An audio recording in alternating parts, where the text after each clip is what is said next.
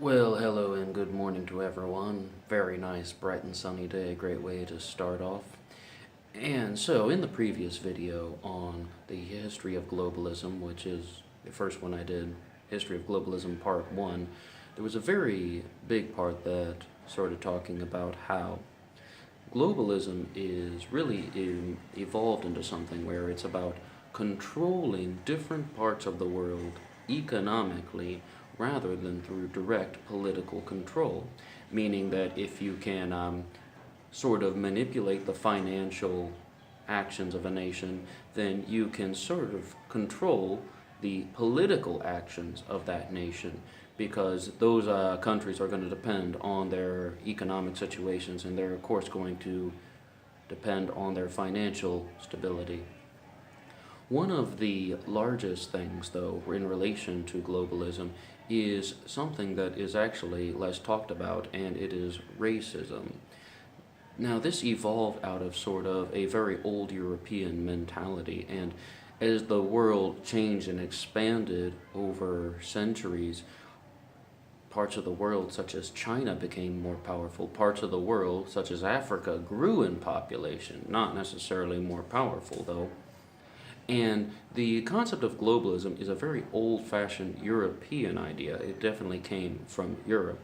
And it is one of the biggest things that they had to do was they have these billions of people that just don't fit into their master plan. So what do? They manufacture the economic situation of places like Africa. Africa does not have to be poor.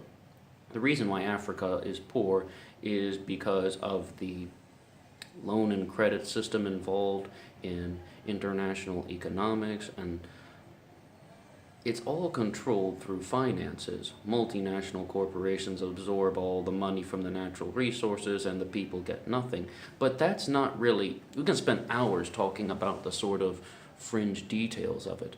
But the point is that poverty is human created, human manufactured, and the reason why is to keep these individuals who do not sort of fit into the global elite master plan into poverty. They want the Africans to be poor, and they want the Asians to be poor as well as the South Asians, including the Indians, the Pakistanis, and the Bangladeshis, and everyone who is not really fitting into this sort of white global elite European master plan. And it sounds a little crazy, but in reality, think of it from the other way, even just from the purely economic standpoint, that these people are going to benefit more. These meaning the global elites who already have this massive amount of wealth and control. They are going to benefit more from having Africa in extreme poverty all the time because they're more easily manipulated, and it is just, they don't have to accept any of their traditional mentality, any traditional culture. They don't have to do anything traditionally African at all. They don't have to care about it in any single way. It can just be wiped off the slate.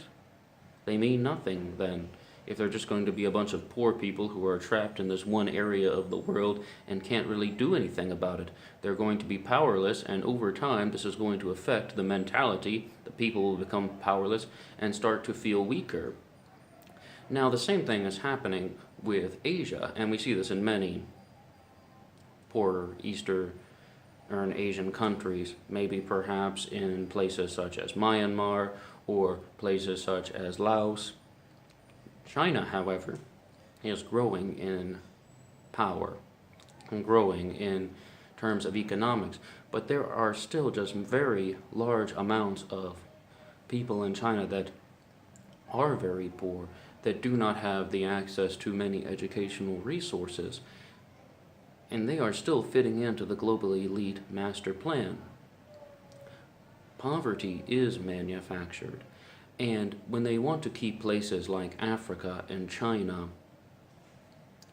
in short, less educated and less able to defend themselves, if a nation like China were able to organize and rise up and start criticizing not only their own government, but to start criticizing the European government and say, hey, we know what you're doing. You're trying to sort of manipulate the mass spectrum of international economics for your own benefit, and the people of Asia are getting shorthanded, then that's going to cause a very large problem for certain people in Europe and in America now, because that was all about how the first video, part one, just sort of about how the old sort of European practices were brought over to America and how the relationship never completely went away and still exists to this day, the connections between a European master elite and the American government, thus in turn trying to create a one world plan to bring humanity all under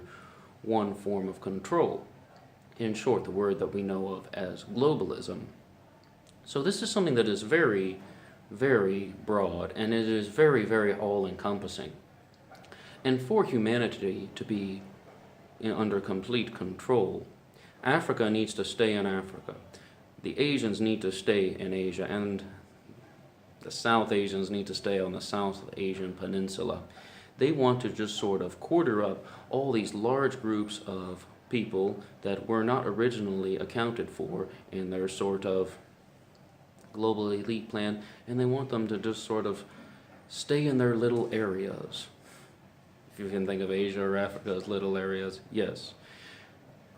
And when it comes to something like that, they're just going to be trying and just keep manipulating people for as long as they can, and if this goes on longer and longer, there's a high chance that it would go on forever, throughout the duration of humanity, unless there is a major change when somehow or some way billions of people are able to rise up and to challenge the system, to challenge these sort of macro financing regulations that are sort of depriving Africa of all of its wealth, or manipulating all of the Asian people, like the people of China working 12 hours a day in a factory for only a couple dollars a day. Once they sort of become more aware of this, or is that even going to be enough? It's a very difficult thing to find an answer for. How do you completely get rid of these old human control practices? And we all know that they're happening.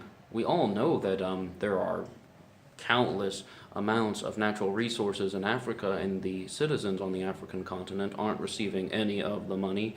And we also know that Asia has turned into a giant exploitation center for human labor, particularly in the manufacturing of all our clothes, which most likely come from somewhere in Asia, if not China, perhaps Pakistan or Bangladesh, and perhaps we can even find similar things in Latin America as well. So we have a very Eurocentric, almost Caucasoid elitist master plan that is trying to just control the entire spectrum through a method of banking and finance. And what is so scary is that it is working. And then when you just think about things like your own viewpoint on the world, your own political outlook, your own feelings toward different people from different countries, and to just sort of think that it's all manufactured by somebody else, that the behavior of somebody else decided how you think, doesn't that just sound so kind of scary in a way? But real life can be quite bizarre sometimes. Well, anyway, looks like there's probably going to be a part 3 on the history of globalism too, so stay tuned. And if you have anything to add, please drop something in the comment section. And as I said before, I'm always open to correction, always want to hear new ideas and new perspectives. So if you have anything to contribute, please send it this way. Okay, have a good day, everyone. Bye.